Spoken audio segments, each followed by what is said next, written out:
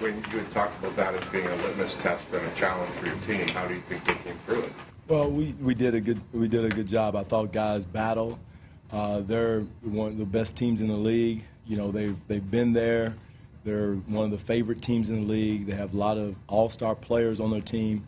But our guys battle. They come in hungry. We fought for 48 minutes. We stayed with the game plan and executed. But let's not get it mistaken. This team right here is going to, you know, they're going to be in the money at the end.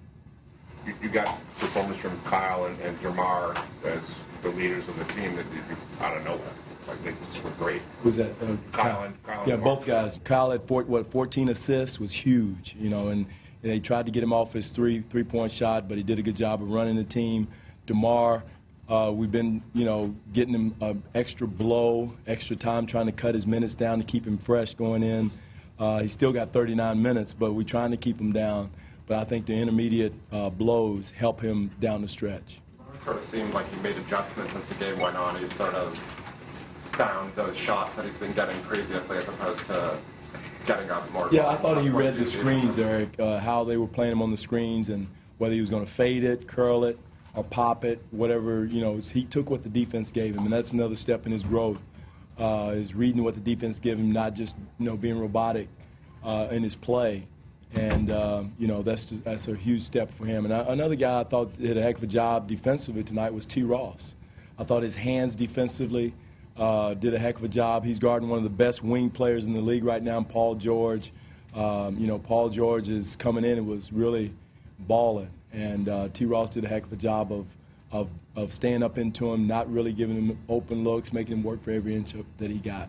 You're now at 15 and 15, and I know you talk about a lot of progress, still process. It's still a process, a work in progress. But what's the satisfaction level given where you are at this point in the season personally? Well, personally, I don't give a crap. I mean, it's not about me. It's about that team in there in the locker room. I'm going to be in coaching for a long time, so it's not about me. It's about those guys in the locker room. For them, I think it's another huge step as far as their growth is concerned, and I truly mean that. And they're growing, they're developing, they're getting better. We're still growing. And after the game tonight, you know, we still have – there was a lot of mistakes out there, you know, believe me. And so we just got to keep working, because we can't look at it like we've arrived at doing anything. We still – got work to do and a lot of growth to go. Hey, Coach, speaking of growing, let's stick with that theme. Past few years, talked about DeMar DeRozan and grooming him as a closer. He was huge in the fourth quarter today. How has he grown to that fourth quarter closer kind of role? Big, huge jump from 2 years ago when I first got here. I mean, he's gotten better, stronger. Again, he's reading situations, reading how the defense is playing him, taking what the defense is giving him. I think that's his biggest step that he's made.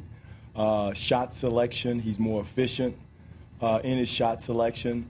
He knows if defense comes, he's kicking it, he's passing the ball out of his touches. So just that type of growth is what he is, and you know, hopefully it's contagious to T. Ross and Jonas and those guys. But he is growing. I'm really happy for him. And still, he's, you know, pick and roll. He needs to improve in that area. He can get better with that. He and T. Ross with their ball handling, that gives us another couple of pick and roll guys. That's another step in their development.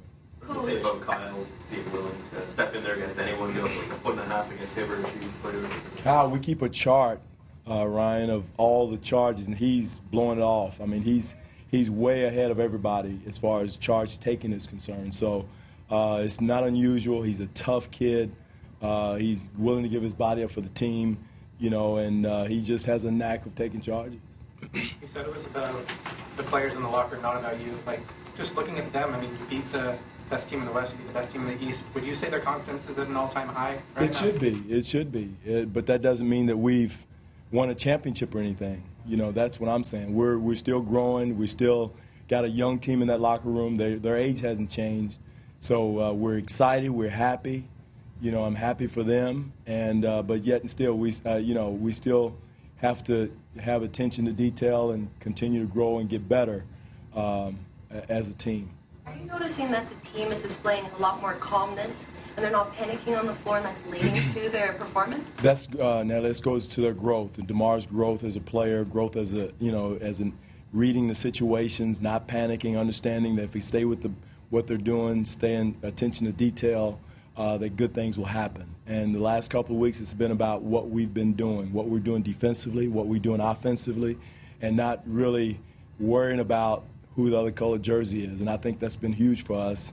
And if we know, and again, coming out with those wins helps your confidence to know, okay, if we keep doing what we're doing, setting screens, making sure our spacing is intact, good things will happen. Before the game, I think about the just playing a smash mouth physical style.